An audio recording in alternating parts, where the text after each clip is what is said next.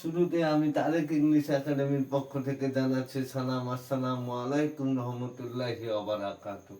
অনেকের মনে প্রশ্ন জাগতে পারে, তারেক ইংলিশ একাডেমি ভাই মনে হয় আমাদেরকে ভুলে গেছে। নো, আপনাদেরকে আমি মনে রেখেছি।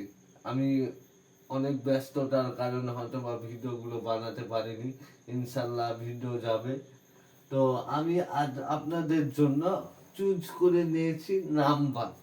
অনেক স্টুডেন্ট অনেকে মনে করে কি যে নাম্বারটা এত ইজি ভাই, আবার নাম্বার বুঝাচ্ছে। নো, নাম্বার থেকে কিছু কিছু কনফিউজ কোশ্চেন আসে, যে মেডিকেলে বলেন, ইউনিভার্সিটি, জব সেক্টরে বলেন, বিসিএস এ বলেন।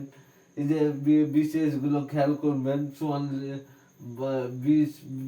20তম বিসিএস, 16তম বিসিএস, 21তম বিসিএস, আপনার 40তম বিসিএস, এমনকি আপনার 42তম বিসিএস, এমনকি বিশেষ কোশ্চেনও কিন্তু নাম্বার থেকে প্রায় কোশ্চেন আসে।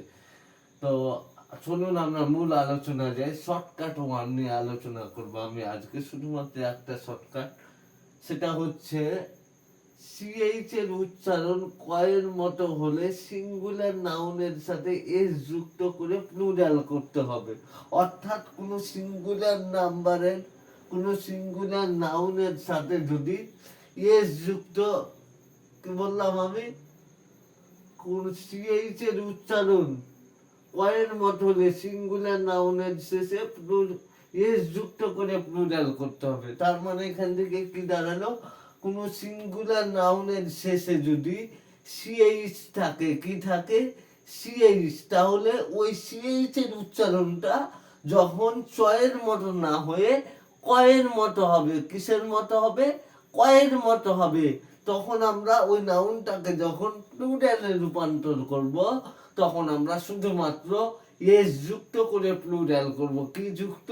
এস যুক্ত করে, ইয়েস না, শুধুমাত্র এস যুক্ত করে প্লুরাল করব। চলুন আমরা উদাহরণে যাই।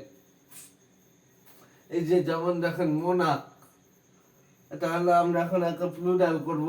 মোনাক শুধুমাত্র এস যুক্ত। The plural of the word stomach, তাহলে স্টোমাকের এখানে কি হবে? আশা করি আপনারা সবাই বুঝেছেন। এই যে আনসারটা আপনারা করবেন।